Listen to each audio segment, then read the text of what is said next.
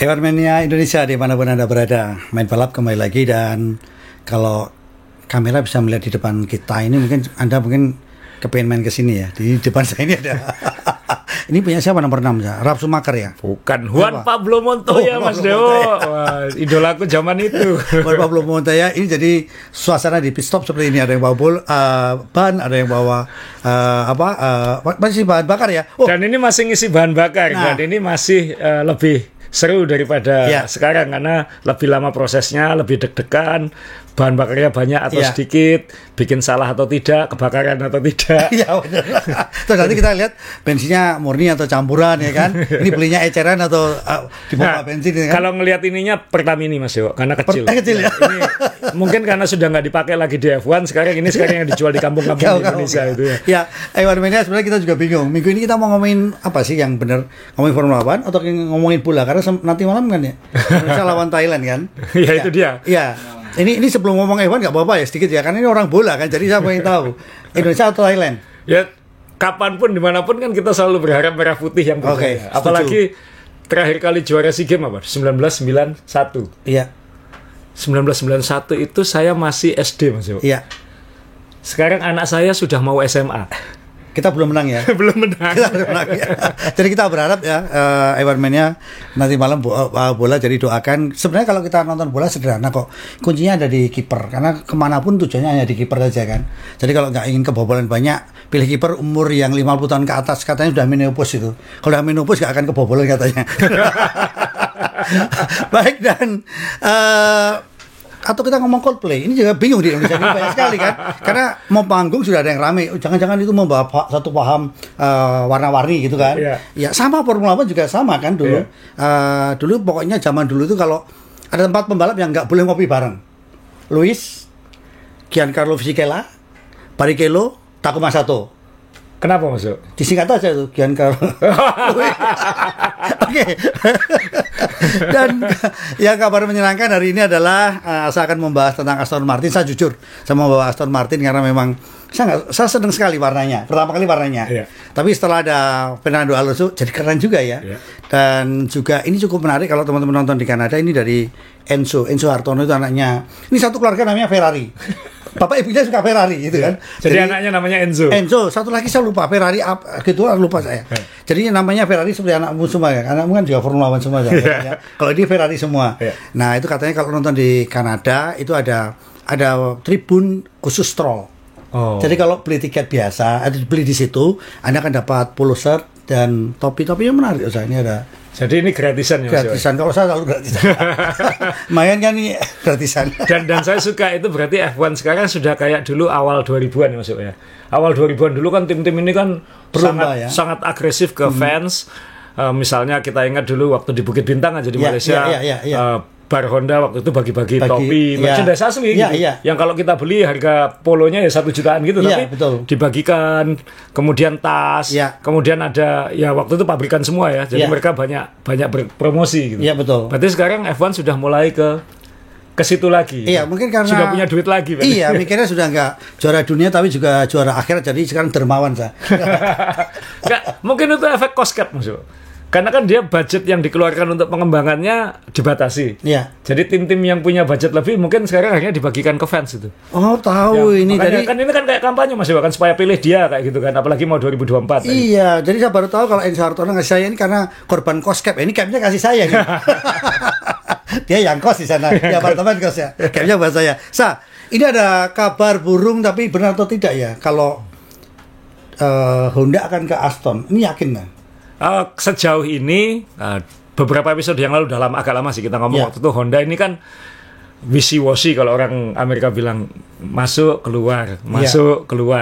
Nah sekarang dia sudah daftar lagi untuk 2026 dan sekarang sebenarnya sudah terlibat lagi di Red Bull, makanya nyebutnya sekarang kan Honda Red Bull Power Plant nama mesinnya, bukan lagi Red Bull Power Plant. Jadi sudah mulai di nama resminya di FIA sekarang sudah bukan lagi Red Bull tapi Red Bull Honda Red Bull kayak gitu. Nah ini berarti kan Honda sudah makin kembali lagi. Nah masalahnya Red Bull sudah terlanjur komit tahun 2026 punya mesin sendiri. Sudah membangun pabriknya, sudah membajaki orang-orang Mercedes dan lain-lain, membajaki yang lain-lain juga. Nah tiba-tiba Honda pengen balik lagi. Ini kan kalau saya jadi Red Bull, kamu tuh maunya apa? Saya sudah keluar ratusan juta dolar, sekarang kamu pengen balik lagi. Nah tapi Red Bull kan sudah, aku kan nggak mungkin ngeruntuhin pabrik ini, aku nggak mungkin ngeluarin orang-orang ini. Aku sudah komit mau ke sana dan kayaknya filosofiku sekarang adalah ya aku akan bikin semua aku sendiri, kayak Ferrari. Nah kemudian Honda kan, waduh kemana aku ya? Katanya Zak Norrisnya, Zac Brown-nya McLaren sudah nemui Honda.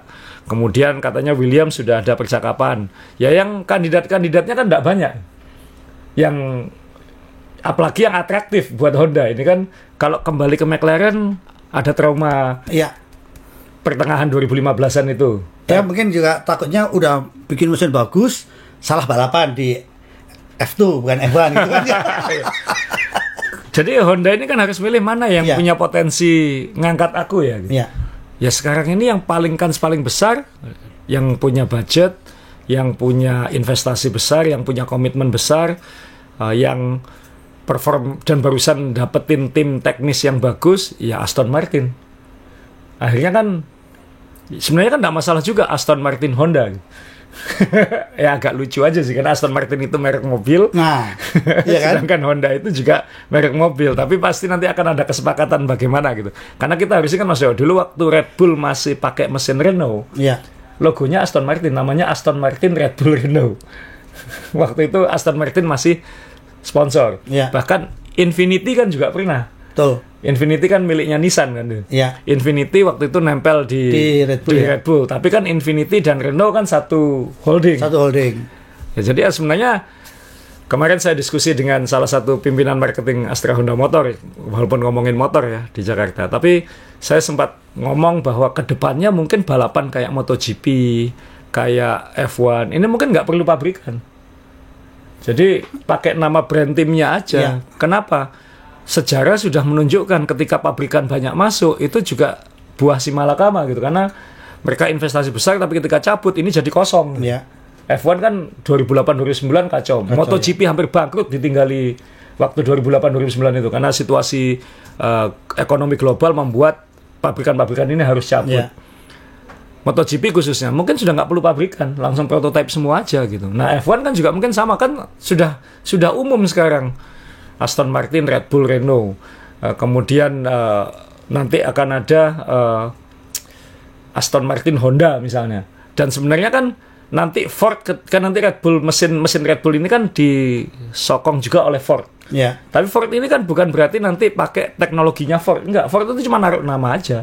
Jadi yang develop dan lain-lain tetap timnya Red Bull ya. Timnya Red Bull, mungkin ada bantuan teknis, mungkin alat yang Ford punya, Red Bull nggak punya, mungkin ada kolaborasi dikit. Tapi pada dasarnya Ford cuma nempel nama aja gitu. Jadi kalau kita punya merek mobil Indonesia misalnya Dewo Power Plant misalnya, atau Dewo Otomotif misalnya, ya pasang aja. Aku daripada investasi besar-besaran Red Bull, daripada aku keluar 100 juta dolar bikin pabrik, aku bayar kamu 50 juta dolar tak tempel nama Dewo di mesinmu ya. Kan mungkin kayak gitu aja. Kedepannya mungkin akan kayak gitu. Nah ini yang masih lama, tapi ya kalau di F1 khususnya masih lama karena sampai 2026 sudah banyak yang komit, apalagi Volkswagen komit di situ. Tapi bahwa nanti Aston Martin, Honda, ya kita jangan kaget aja. Kalau Volkswagen sih saya masih setuju kalau memang mau dua pabrikan nggak apa-apa, karena kan dia masih punya ruang kosong mesin di depan gitu kan. Jadi satu di belakang, satu di depan gitu ya. Untuk balance. Iya, tugasmu kalau nanti keprosok di pasir kamu mundur ya. Kan enak gitu. Nah, ini kalau secara marketing, kenapa hal-hal kayak ini sudah apa ya, mengacaukan dunia marketing ya. Kadang-kadang kan brandku sudah campur dengan brandmu gitu kan. Atau karena memang pasar sudah cerdas, udah pandai, karena masa mau digabung-gabung ini tahu kok soalnya. Saya kira sekarang apalagi skala F1 sekarang. Ini saya tampilin fotonya Aston Martin, Alonso. Orang sudah paham lah, misalnya kayak sekarang Red Bull di awal musim mungkin tahun lalu tidak menyebut nama Honda di mesinnya. Tapi orang kan menyebutnya itu mesinnya Honda. Yang loss adalah Honda tidak bisa klaim itu mesin Honda karena secara resmi dia tidak di F1. Jadi yang rugi sebenarnya Honda. Tapi sebenarnya secara mindset kita kan tahu itu Honda. Jadi saya kira nanti seandainya Aston Martin Honda, ya mohon maaf kita kan nggak beli Aston Martin mungkin. Tapi saya naik Honda sekarang. Jadi malah mungkin bisa dapat 2 market. Saya nggak tahu nanti strategi marketingnya seperti apa, atau mungkin nanti ada kolaborasi mobil yang Aston Martin Honda, bisa aja. Juga ya. Toh kemarin kan Red Bull juga ngembangin mobil buat Aston Martin yang Valkyrie itu kan kolaborasi Red Bull dengan Aston Martin. Sehingga ya ke depannya ya bisa aja hal-hal kayak gitu terjadi. Ya ini akan masuk ke ranah baru lah. Dan belum tentu juga nanti misalnya Aston Martin Honda, ini kan masih tapi most likely yang paling mungkin saat ini adalah Aston Martin Honda. Dan saya kira itu akan bagus, karena kalau Aston Martin bisa jaga performa ini, bukan sekedar kejutan tahun ini aja, tiba-tiba tahun depan nggak ada, tapi kalau Aston Martin bisa konsisten, ya itu kan nanti bisa ada 4 pabrikan di atas, kan baik juga. Ya. Malah mungkin yang melorot Red Bull nanti. Ya. Nah, saya tertarik dengan pernyataan Asa tadi. Ada beberapa mungkin pertimbangan Honda memilih Aston.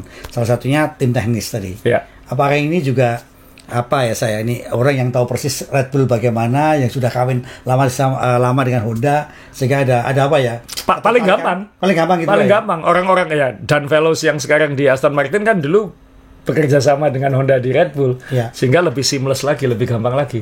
Beda dengan kalau Honda kembali ke McLaren, ini ketemu orang yang dulu berantem. Cuman ada satu Alonso kan di Aston Martin. Lah ini makanya gitu. Cuman kan kontraknya Alonso kan belum tentu sampai 2026 ya. Ini kan kita ngomong 2026 ya, ini masih lama ya. Ini sekarang masih 2023, masih ada 3 tahun lagi sebelum ini terjadi. Jadi sudah bisa disimpulkan sebelum 2026 Alonso nggak di Aston Martin ya? Mungkin Honda ngasih syarat tuh. No Alonso. Karena kan kalau kita ingat di MotoGP pun, walaupun ini Honda motor dan Honda mobil, saking getelnya sama Valentino Rossi kan sampai motor yang dijanjikan dikasihkan ke Rossi aja sampai sekarang nggak dikasihkan gitu kan. Betul. Jadi apalagi ini dulu pembalap yang pernah bilang mesinmu mesin GP itu. Nah, makanya ini kan juga saya bingung ya. Sekarang Formula One itu berbanding terbalik dengan MotoGP. Orang sekarang kenapa Aston Martin yang Eropa memilih Honda yang Asia? Sementara di MotoGP udah ke Eropa semua kan, Asia ditinggal kan, nggak ada yang menang gitu kan. Bahkan motor barunya Honda nanti kan akan sedang mencoba motor yang sasisnya dibuat di Eropa gitu. Iya kan, sasisnya dibuat. Tapi yang ini yang menarik kalau kemarin lihat MotoGP, pembalapnya MotoGP itu lebih cerdas. Jadi pada saat mau berantem nggak jadi ya. Kenapa? Mubazir, mau dipukul kepalanya pakai helm, mau pukul badannya pakai baju balap ya kan. Akhirnya ya udahlah damai aja. Ini ngapain berantem? Mubazir kalian. Nah, ini kalau maaf ya ini sebenarnya kalau kita ngomongin pabrikan atau mesin di Formula One, yang paling tertinggal kan cuman Alpine. Ini salah semua kan, nggak ada yang kasarnya yang meledak, yang hancur-hancur, enggak semua kan. Honda, Ferrari, Mercedes ini kan kuat semua kan. Ya, Alpine jadi magak ya kalau orang Jawa bilang, jadi tanggung. Tanggung ya. Dan apalagi kemarin performanya kayak gitu, malah sampai CEO-nya Alpine kan, CEO-nya Renault kan bilang tim ini amatiran. Itu sudah lebih kejam lagi itu ya. Lebih kejam lagi. Tapi ya mungkin profesional itu. Ini amatir. Jadi saking parahnya sekarang sampai ya Alpine sampai nggak diomongin, itu kan bahaya masuk. Iya. Masuk ke F1 kan supaya diomongin, ini relatif nggak diomongin. Yang diomongin sekarang Alonso terus sama Aston Martin. Ya memang kan ya pasti kayak begitu kan, pasti ada momennya. Ya moga-moga nanti Alpine segera menemukan performanya supaya bisa segera naik aja. Sebelum kita ngomongin kan mumpung tadi ngomongin 2026, jadi kan memang F1 ini sekarang juga lagi mikir karena bukan sekedar karena dominasi mungkin tak terelakkan. Tapi bagaimana caranya supaya show-nya akan terus improve gitu. Betul. Jadi salah satunya kan sekarang mulai ngomel-ngomel nggak bisa disalip lagi karena mobil-mobilnya ini makin lama makin canggih. Ini saya pasang Red Bull aja lah ya. Mobil-mobil ini dulu dirancang ground effect supaya lebih gampang mengikuti satu sama lain. Yang terjadi adalah hanya dalam 1,5 tahun tim-tim ini sudah mendevelop mobilnya sedemikian rupa, efisien semuanya, sehingga sekarang menciptakan efek angin yang bikin sulit nempel lagi. Dan mobil F1 sudah terlanjur besar karena regulasi, sehingga nanti selain 2026 nanti mesinnya juga dibuat lebih simple, makin elektrik ya. Tapi juga ukuran mobil juga dipikirkan. Jadi nanti dipikirkan bagaimana caranya 2026 itu supaya lebih gampang menyalip, mobilnya dikecilkan lagi. Saya kemarin nemu perbandingan ukuran, mohon maaf McLaren lagi. Jadi kalau kita lihat memang bedanya banyak banget ya. Tahun 2028 itu ukuran mobilnya ya segini. Kemudian 2021 yang paling besar emang. Walaupun 2021 yang seru ya. Betul. Karena kan persaingan seru. Iya. Ini kan kayak puncak dari regulasi era itu gitu. Iya. Puncak regulasinya kan di 2021 dan ukurannya panjang. Kemudian 2022 ini berkurang panjangnya, tapi masih lebarnya masih kurang lebih. Jadi masih besar kalau dibandingkan dengan mobil-mobil 2008 era 2000-an itu dan sebelumnya. Sehingga nanti F1 mungkin tidak bisa sekecil 2008, tapi akan diinginkan mobilnya lebih kecil lagi. Ya. Supaya memberi show-nya lebih baik karena kan lebih mudah nyuruh mobilnya mengecil daripada melebarkan jalan. Oh iya betul. Karena kalau kita ngomong Monaco ini kan kelasnya kelas tarkam. Iya. Antar kampung kan di jalanan kan. Antar kampung. Dan kalau suruh pelebaran jalan pembebasannya mahal banget itu. Mahal banget iya. Itu pun kalau nggak dibayar diviralkan dulu, boleh dibayar. Nah, ini untuk kolektor diecast atau replika seneng juga, Sa. Kenapa? Dari mobil yang kecil ke besar itu selisihnya 2 juta loh, Sa. Dulu kita beli 1,5 udah dapat bagus ya. Iya. Sekarang 4,5 loh. Yang ukuran ini. Iya. Ya. Jadi ini alasannya yang bikin miniatur kan bahan bakunya lebih banyak. Nah, Pak, makanya. Gitu, ya.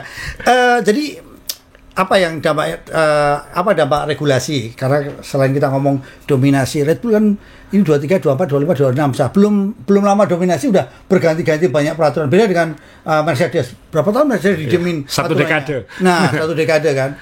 Ya ini Iya kan? ini bukan berarti bereaksi ya, karena memang regulasi biasanya dirancang 5 tahunan sekarang. Minimal regulasi ini dibuat 5 tahunan, karena yang menentukan sekarang adalah sebenarnya kan power unit. Karena kan F1 ini mau kemana? Mau ke arah makin ramah lingkungan atau tetap bertahan dengan konsepnya. Kalau kita ngikuti pabrikan, pasti mintanya makin listrik. Kalau kita ngikuti fans atau purist, penggemar murni, pengennya yang seperti yang dulu. Iya. Apalagi penggemar-penggemar lama.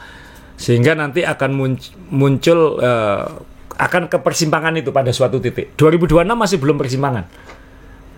Regulasi setelah itu adalah yang benar-benar ramah lingkungan penuh atau maksud ramah lingkungan dalam tanda kutip benar-benar listrik atau bertahan di sini.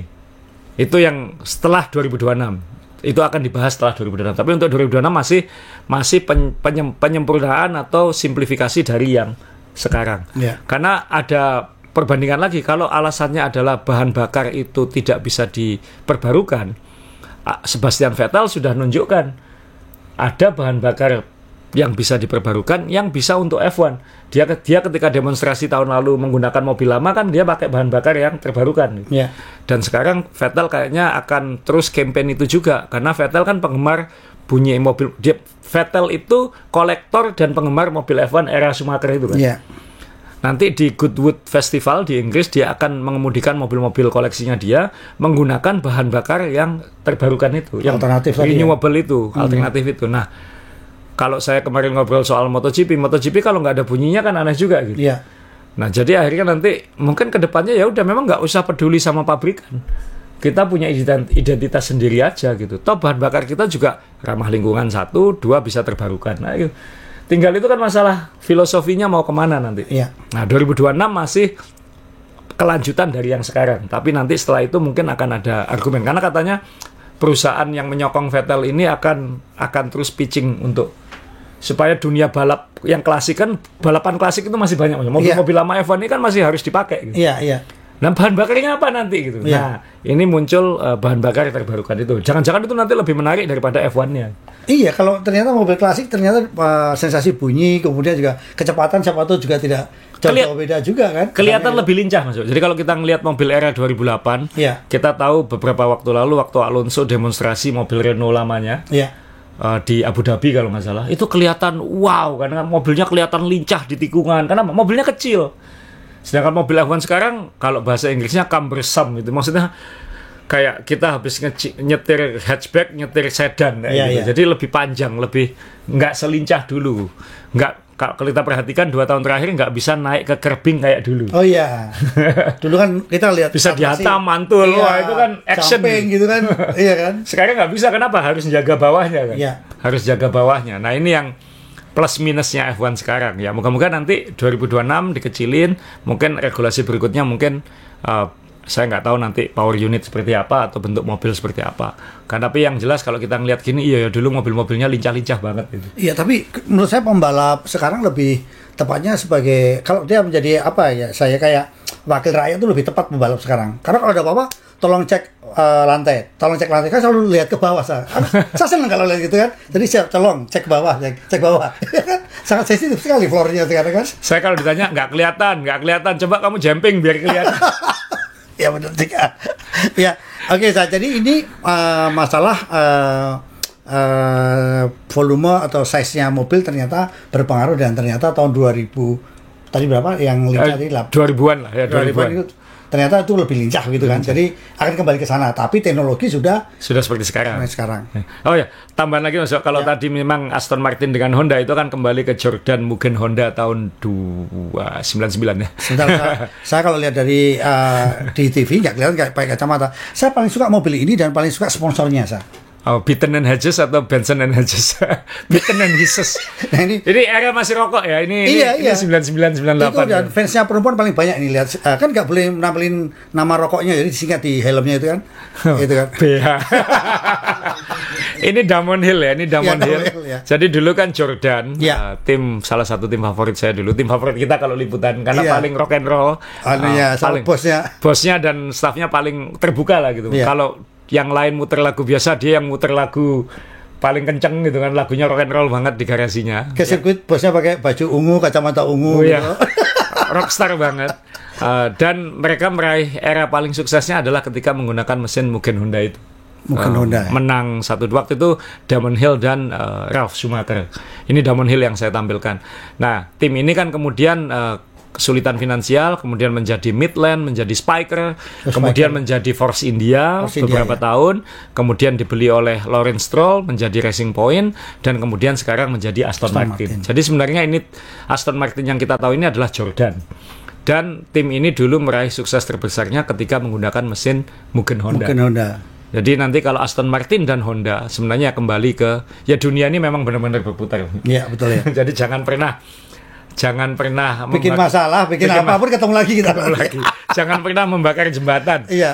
Karena pada akhirnya ketemu lagi sama kamu. Dan saya yakin masih ada orang Honda dulu dengan orang di Aston Martin sekarang yang mungkin dulu pernah ketemu gitu. Iya. Sebagai junior mungkin waktu itu.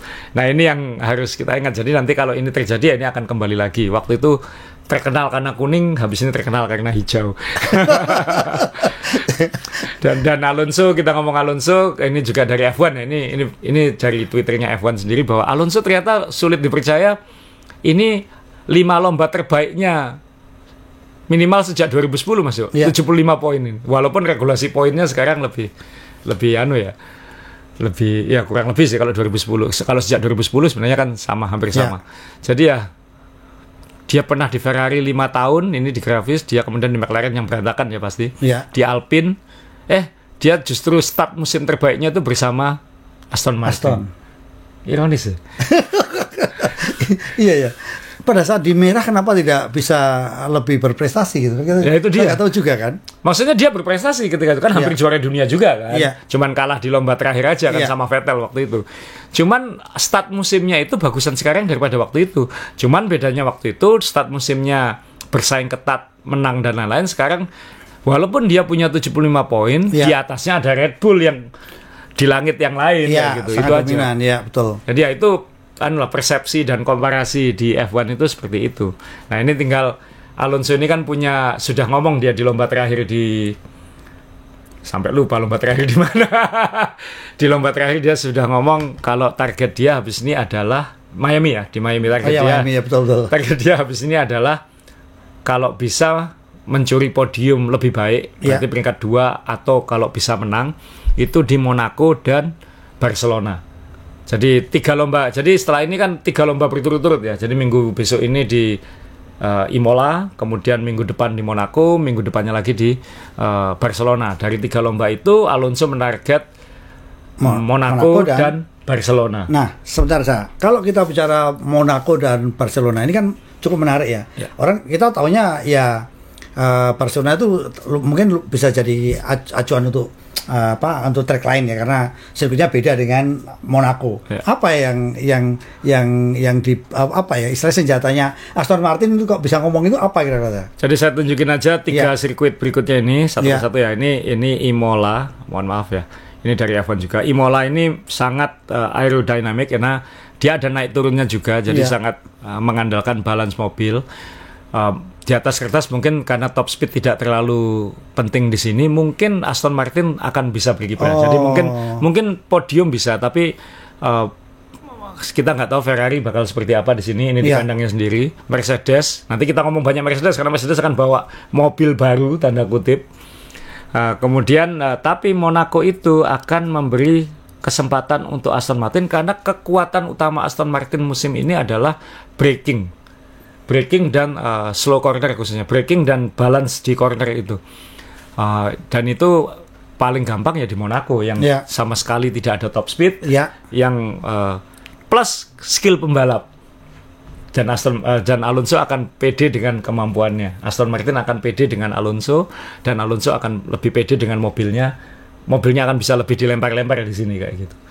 Nah itu kemudian Barcelona ini saya juga agak kaget ketika dia ngomong Barcelona, karena Barcelona ini termasuk power track. Iya. Dia punya track lurus yang 1 kilo lebih, apalagi sekarang chicken terakhirnya sudah nggak ada, kembali ke formasi lama. Jadi kalau kita lihat tikungan yang kuning ya, tikungan 13 dan 14-nya sekarang jadi satu kesatuan, dan itu akan power itu akan akselerasi diambil langsung tuh ya, diambil di sini sampai track lurus. Nah ini terus terang saya kok Alonso nyebut Barcelona ya, selain dia orang Spanyol. Iya.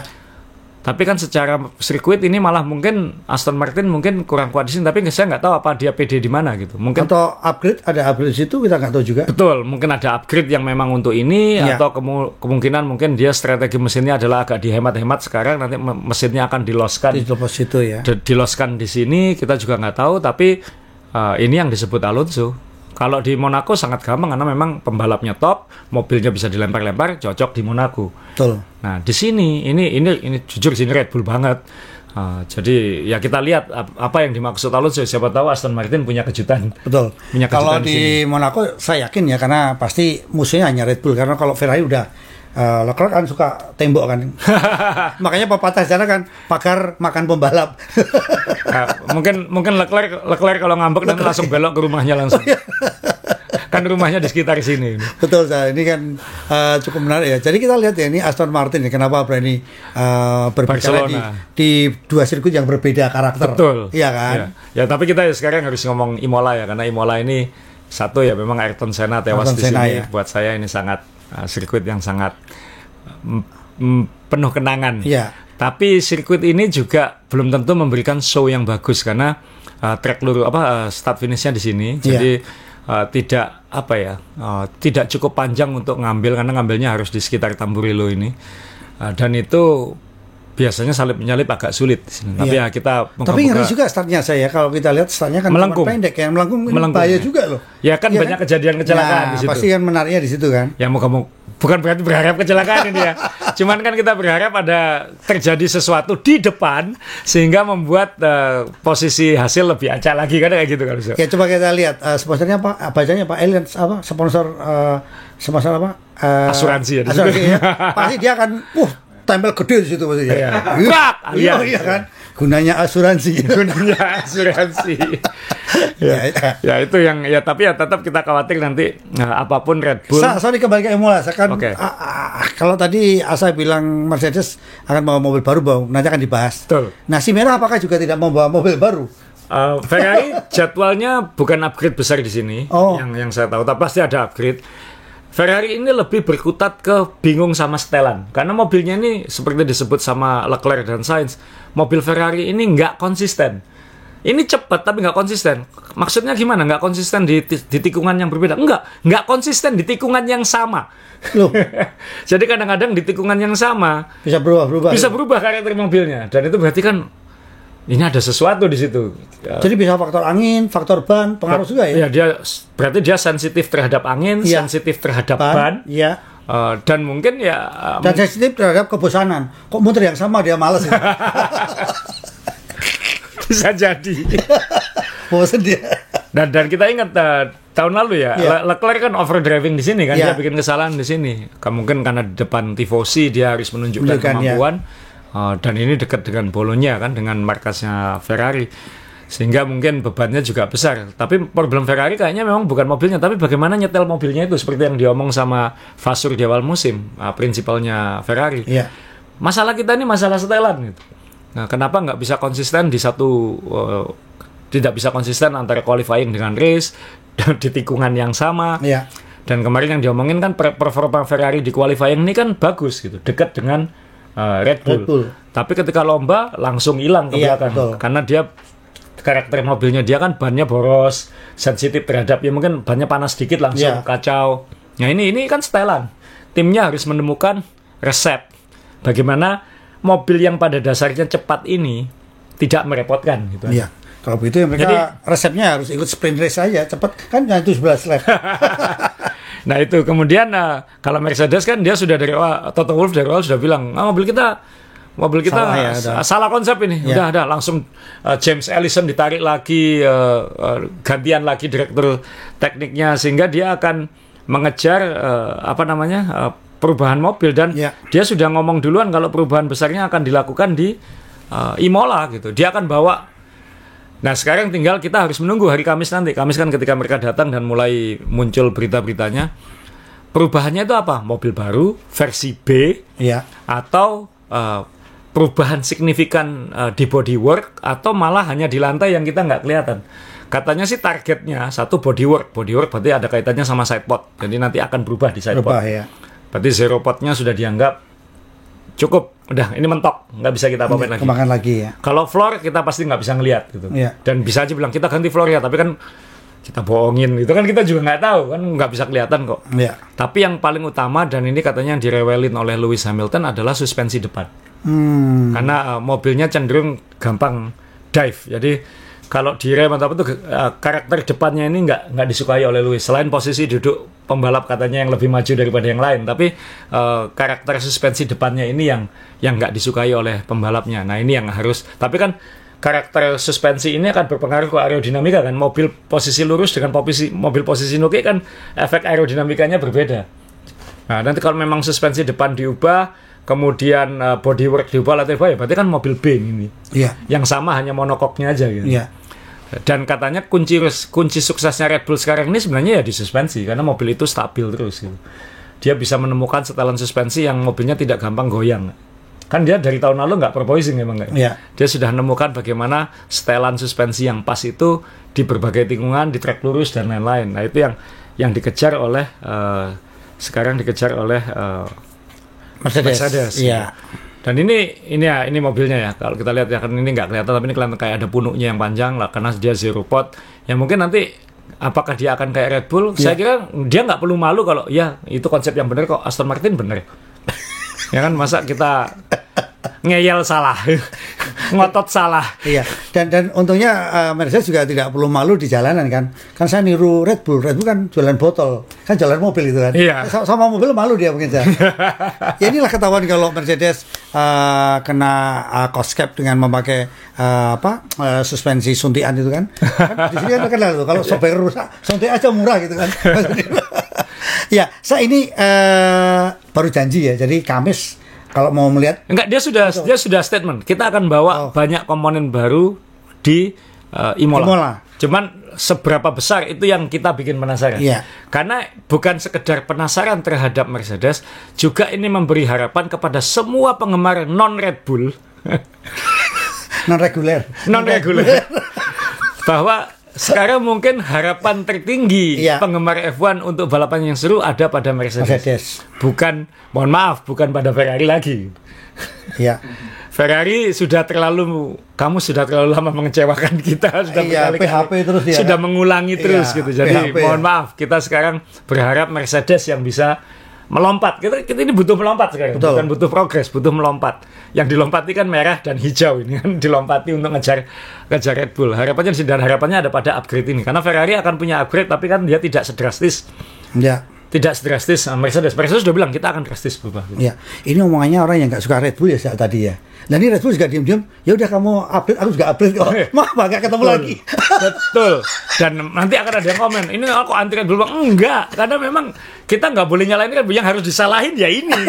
Yang harus disalahin ya Mercedes, ya Ferrari, itu yang harus disalahin. Loh, Red Bull itu tepuk tangan, 2 jempol, 10 jempol. Kalau ada 10 jempol, 10 jempol. Iya. Cuman kan kita sebagai penggemar F1 pengen kompetisi yang lebih seru, ya kita berharap yang lain ngejar gitu. Iya. Ya nanti kalau misalnya yang dominan McLaren sama, kita juga akan ngata-ngatain McLaren, itu udah natural kehidupan gitu. Ya mungkin kalau kita ngomong mungkin kalau ini Nui ya ngopi-ngopi ketawa-ketawa kamu plan B, aku tinggal nambah sayap aja, aku tinggal menyok-menyokin lagi aja. Ini kan juga konyol sekali ya. Nah, dulu kita pernah ngomong soal selisih performa sebenarnya nggak jauh Mas Uwe. Ini ada grafisnya. Jadi sebenarnya kita pernah beberapa episode yang lalu ngomong, sekarang ini selisih antara Red Bull di teratas dengan yang paling pelan di bawah, Alfa Tauri, itu hanya 1,7%. Ini setelah 5 lomba. Kita pernah bahas waktu itu Benetton atau Renault itu untuk ngejar Ferrari yang dominan.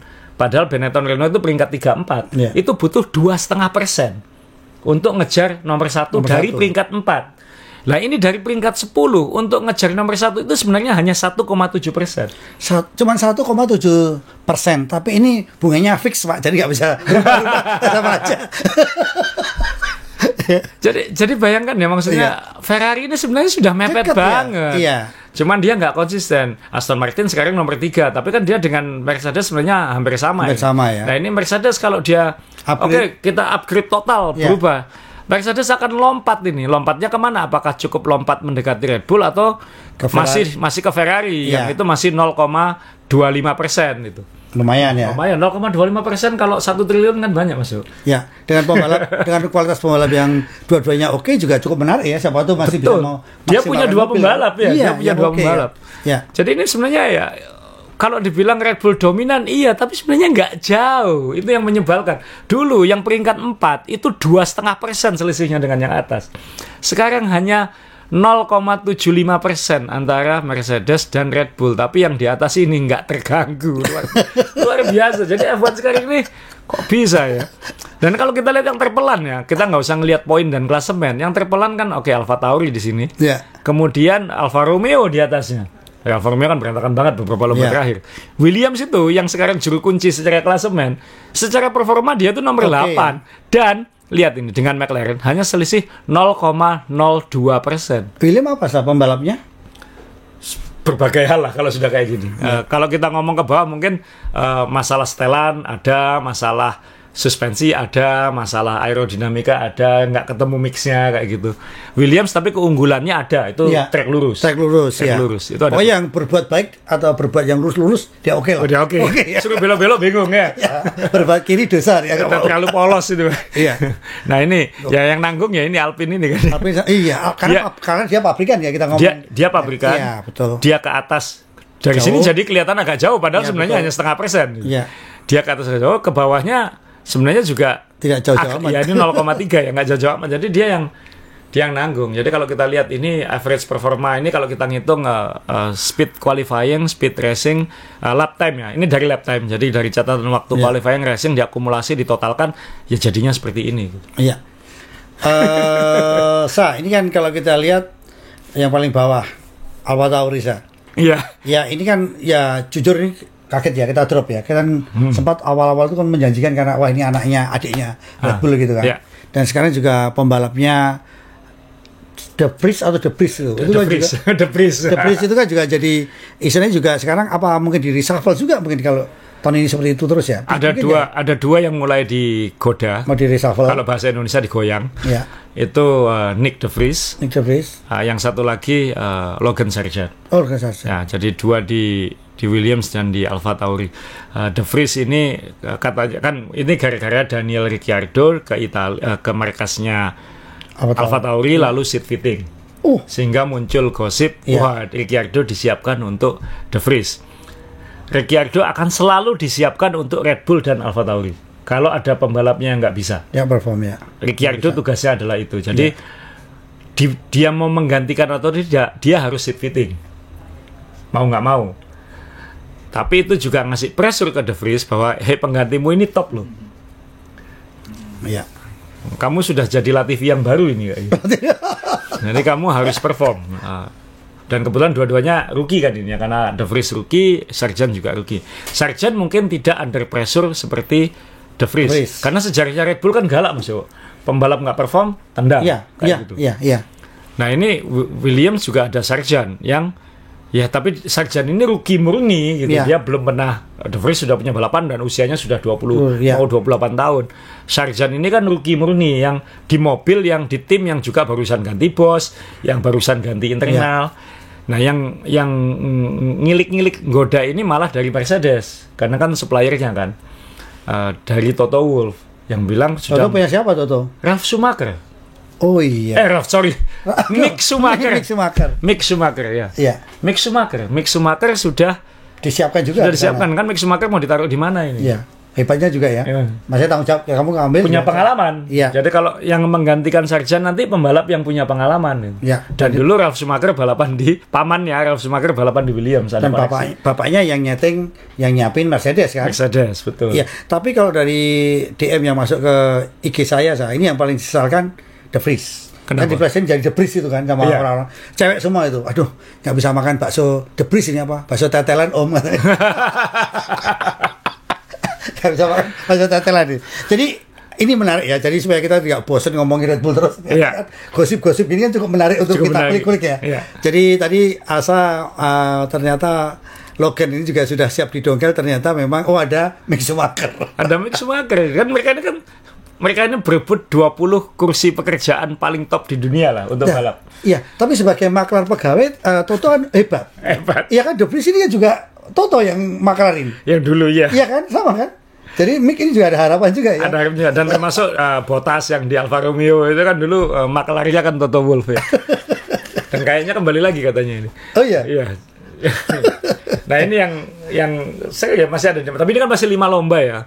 Ini mungkin saking boringnya balapan sehingga udah mulai ngomong silly season di balapan kelima. Iya, karena kalau di MotoGP ini kan juara bertahannya kan selalu sial terus kan, jatuh terus menarik kalau di MotoGP itu kan. Lah ini kan bisa jatuh rodanya 4. Tapi muka tembok. Ya, oke, ada. Dan itu kalau kita ngomong gosip ya, kita ngomong Leclerc juga kan sudah mulai banyak gosip-gosipnya. Leclerc kalau Ferrari kayak gini, kamu pilihanmu kemana? Apakah kamu nggoda Mercedes, atau kamu pengen nggoda Perez di Red Bull, atau kamu pengen Aston Martin? Nah itu kan sudah mulai juga kayak gitu. Oh iya juga ya. Jadi kita nggak usah ngomongin yang tim bawah ya. Ini tim atas pun juga kalau memang punya potensi yang luar biasa sudah mulai digoda-goda juga ya. Sainz kontraknya habis. Lando Norris, kamu masa mau di McLaren? Ini kan rame ya, ke depannya. Tapi ya moga-moga, biasanya kan silly season itu rame di bulan Agustus gitu, saat summer break. Nah ini masih bulan Mei awal sudah ngomongin silly season kan, berarti kasihan balapannya. Ya, gitu. Atau malah itu strateginya Formula One untuk selalu menarik. Iya, selalu menarik. Makanya muncul godaan kan, gara-gara sekarang rame di gosip, rame di Netflix. Ini F1 atau Kardashian gitu ya. Jadi udah meme. Ya mau ngomong tetap F1. Karena saya sangat nggak suka Kardashian. Ya, ini F1 Mania. Jadi ini silakan kalau mau komen-komen ya, karena ini kita juga melihat tiga balapan ke depan. Asa tadi bilang, saya garis bawahi siapa yang akan dominan dan itu siapa yang akan tenggelam, dan nanti balapan itu akan tambah seru atau mungkin ya kita yang harus selalu ngelus dodol setiap kali. Tapi nyesel saya udah beli pin setahun nih. Lah sudah beli pin ini nggak mau ditonton sebenarnya. Ya kuncinya adalah kita akan 3 minggu ke depan kita akan antara dihibur atau dibosankan oleh 3 lomba berturut-turut. Ya moga-moga sebagai penggemar kan kita selalu punya harapan abadi balapan minggu besok seru. Kalau nggak seru, moga-moga balapan berikutnya seru. Iya. Kalau nggak seru, moga-moga balapan ke depannya seru lagi. Iya, tapi ini jujur ya, sampai sudah ada yang ngasih, Om besok ini rame Om. Dari mana itu saya pikirkan, saya tahu. Ini langsung ngirimin lagi prediksi cuaca. Sampai di situ loh Ewan Media itu. Ini sangar Ewan Media ini. Mencari harapannya kemana-mana. Iya. Nah ini kan juga Imola, kita harus ngomong, saya tampilin Ferrari, kebetulan ini Leclerc. Karena Imola apapun Ferrari. Ya. Lebih dekat ke markasnya daripada Monza. Kemudian cuaca benar, ini masih musim semi. Jadi dan tahun lalu atau sebelumnya ada hujan di Imola. Jadi akan ada harapan itu juga. Dan tolong F1 jangan sewa pawang. Mbak Rara nggak usah pergi. Jadi supaya minimal bisa memberi warna. Iya. Minimal kalau Red Bull tetap di depan lebih acak lagi mungkin di tengahnya. Dan balapannya berlangsung minimal menarik ditonton. Hasil dominan kalau menarik ditonton kan nggak apa-apa, Mas. Ya. Jangan sampai jadi parade gitu aja. Ya. Nah ini Imola secara histori besar, Ferrari markasnya dekat situ, Ferrari pasti ingin all out di situ, supporternya pasti atraktif, tifosinya luar biasa ya, luar biasa. Kalau ada gangguan cuaca itu akan lebih seru lagi. Ya. Jadi kita akan menonton balapan yang harapannya menarik, apalagi nontonnya nggak ngantuk-ngantuk lagi. Ini sudah Eropa semua, 3 lomba ke depan ini Eropa semua, ya. Dan startnya jam 8 malam WIB semua. Ya. Jadi buat kita enak gitu. Betul. Jadi sebelum tidur dan itu weekend. Jadi ini klasik F1. Oh, iya. Klasik F1, bukan F1 yang jam 2 pagi. Bukan. Iya, betul Sa. Ini dulu waktu zaman Schumacher Hakkinen yang kalau minggu sepi di jalan, sepi di mall karena semua orang nonton F1. Iya. Ya, karena jam 8 malam, jam 7 malam waktu itu ya. Iya. Jadi moga-moga nanti ya 3 lomba ke depan ini akan jadi klasik F1 itu harapan saya. Iya, klasik F1 itu juga menarik ya, karena apa? Tingkat perselisihan suami istri tinggi. Karena itu jam-jamnya istri kamu mau lah. Makanya harus nyari kafe mana yang dulu kan. Dan waktu itu belum ada Beansport, belum ada aplikasi Mas. Harus nonton di TV di rumah. Kan, kan kafe ini nggak punya, TV nggak punya kan sampai kita tuh nyari hotel aja tanya ini pakai TV apa. Serius loh. Iya kan? Saya ceritakan ya teman-teman bagaimana saya dan Mas Dewa mulai kolaborasi, Mas Dewa sebagai MC, saya sebagai komentator. Waktu itu kita nonton bareng. Ya. Channelnya waktu itu tak kena acak atau bagaimana, sehingga bahasanya bahasa kungfu kan. Iya, bahasa koi itu. Bahasa koi. Sehingga penonton ratusan orang di kafe yang nonton bareng itu bingung ikuti. Bahasa Mandarin nggak ada bisa. Bahasa Mandarin banyak yang nggak bisa. Jadi waktu itu Mas Dewa refleks ngasih mic ke saya. Iya. Gitu. Udah, kita kurangi suaranya, aja komentari balapannya gitu. Karena yang lain nggak tahu ini balapannya apa yang terjadi. Gitu. Jadi TV-nya itu pakai bahasa koi, penontonnya bahasa mujair. Nggak match. Dan itu kejadian lagi di saya waktu di TPI Mas Jo. Saya lupa TPI atau Global TV. Waktu itu qualifying, ada problem fit sound dari F1. Sehingga yang kita dapatkan hanya gambarnya saja. Ya. Jadi suara komentatornya itu nggak muncul. Nggak ada, ya. Dan waktu itu saya dengan Fanny Rose. Dan waktu itu insting produsernya langsung, Fanny kasih ke Azrul gitu. Jadi cita-cita saya jadi komentator balapan itu kejadian ketika terjadi masalah teknis.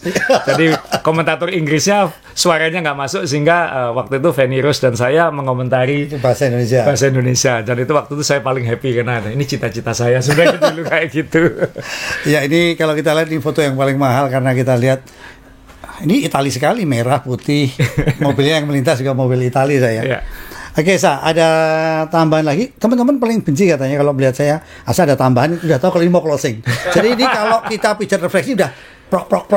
Wah, ini pamit ini. Udah mau pamit ini. Waduh, udah mau pamit ini.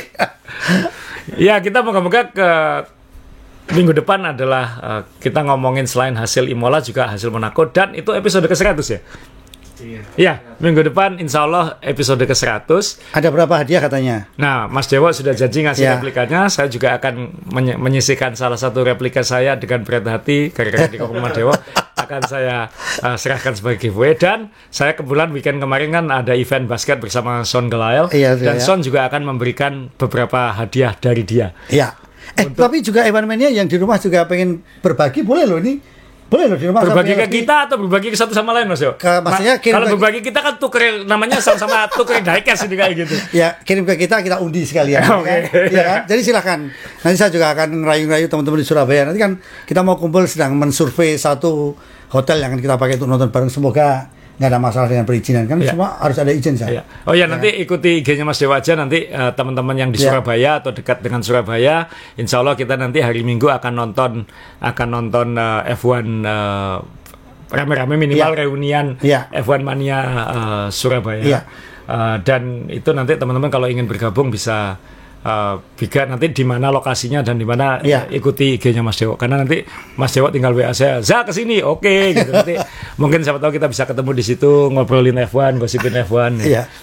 Dan sekali lagi F1 Mania, kita semua pecinta masalah, jadi kalau nggak ada masalah nggak seru. Jadi berdoa terus semoga ada masalah di Formula One supaya kita melihat tontonan yang seru.